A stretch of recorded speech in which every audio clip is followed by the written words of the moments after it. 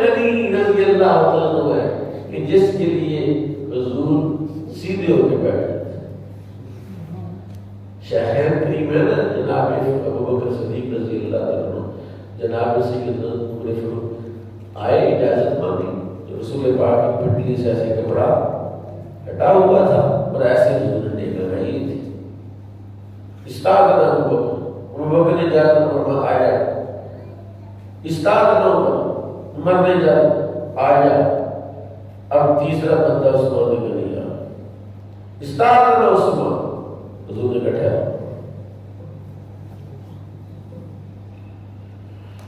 کبھی آیا. مجلس میں اس زمانے میں نہیں آئے.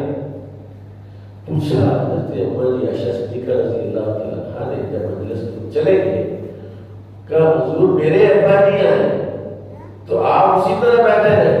حالانکہ پنڈلی ڈھانپنا فرض، ستر جو فرض ہے گھوٹا، یہ جو گھٹنا ہے اس کو ننگا کرنا حرام ہے.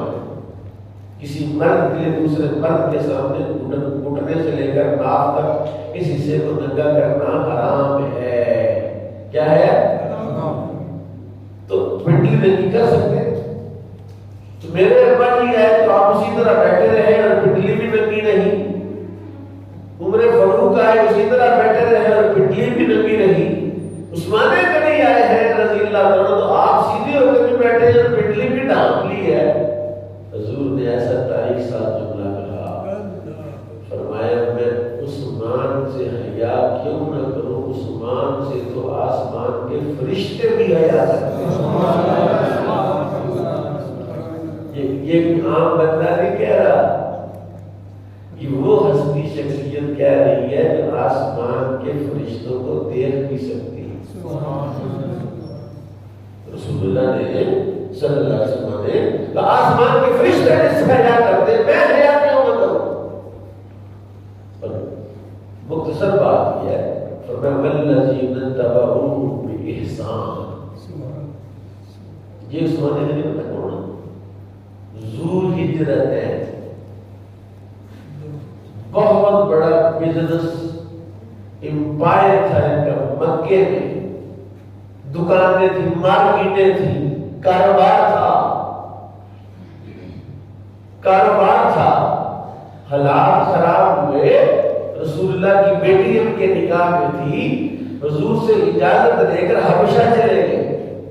نہیں کاروبار کا کیا بڑھے گا، دکانوں کا کیا بڑھے گا، مارکیٹ کا کیا بڑھے گا، جو سامان بیچ میں پڑا ہوگا جائے باڑ میں حضور کی بیٹی کو لے کر حبشہ جا رہا ہوں.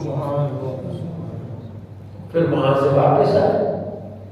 یعنی وہ عثمان سے 2 ہجرتیں کی. کتنی ہجرتیں؟ 2 ہجرتیں کی. فرمایا والسابقون الاولون من المہاجرین والانصار. یعنی سابقون الاولین کون سے؟ کہا مہاجروں کے اور انصار کے. مہاجروں کے اور مہاجروں کی 2 جماعتیں، 2 مرتبہ ہجرت حبشہ کی. ایک مرتبہ ہجرت حبشہ میں عثمان غنی حبشہ تشریف لے گئے، پھر دوسری دفعہ مدینے پاک آئے اور پھر رسول اللہ کے لیے مال کے خرچ کرنے میں کبھی بخل نہیں. اگر مثال کی جائے کہ صحابہ میں سب سے زیادہ مال کس نے خرچ کیا بارگاہ رسالت میں، تو کوانٹیٹی تعداد کے اعتبار سے نام عثمان غنی کا،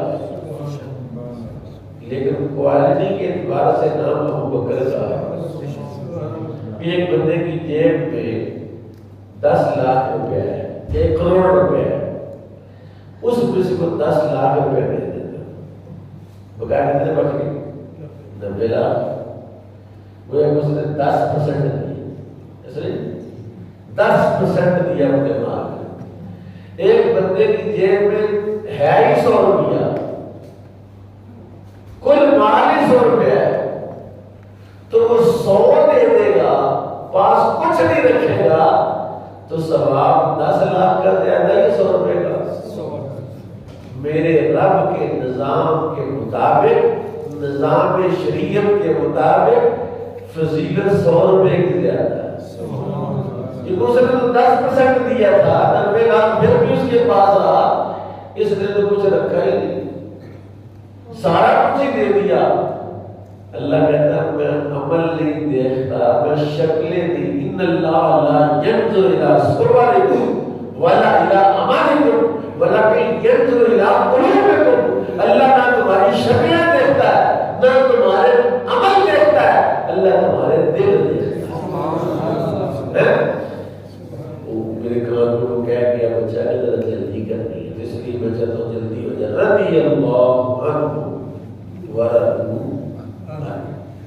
ہم کہتے ہیں ابو بکر صدیق رضی اللہ تعالی، عمر فاروق رضی اللہ تعالی کی جو علیہ السلام، حضرت مولا علی علیہ السلام، حضرت امام حسین علیہ السلام، امام حسن علیہ السلام، آپ کو جب پتہ ملتا تو کیا کہتے ہیں؟ السلام علیکم۔ کیا کہتے ہیں؟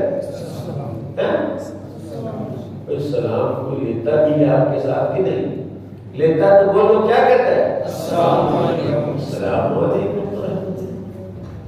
اگر آپ تھوڑا اس کے سیٹنگ چینج کریں تو وہ آپ سے کہے علیکم السلام۔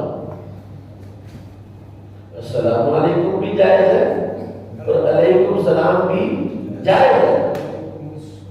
علیکم السلام، علیکم السلام تے علیہ السلام۔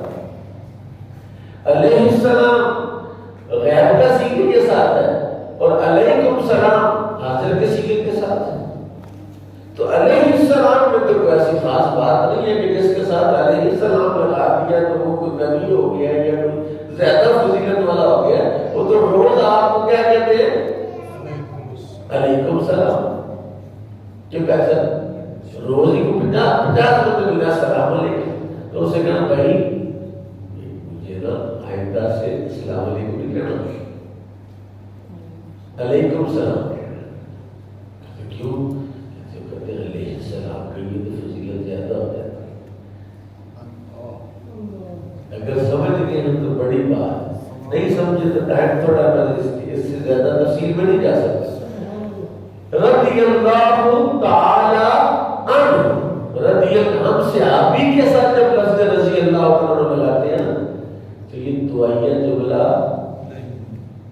یہ دعائیہ جملہ بھئی میں گاڑی سڑک پر کھڑی کر کے سائڈ میں بندہ کوئی ہے، بات تو جب اچھی نہیں ہے تو کوئی جناب توڑا کی شیشہ پانے گیا ہے یا موٹر سائیکل والی ہے، یہ بات صحیح ہوگی یا غلط ہوگی؟ اللہ کرے غلط ہی ہے، صحیح نہ ہو تو خبر کیا ہے؟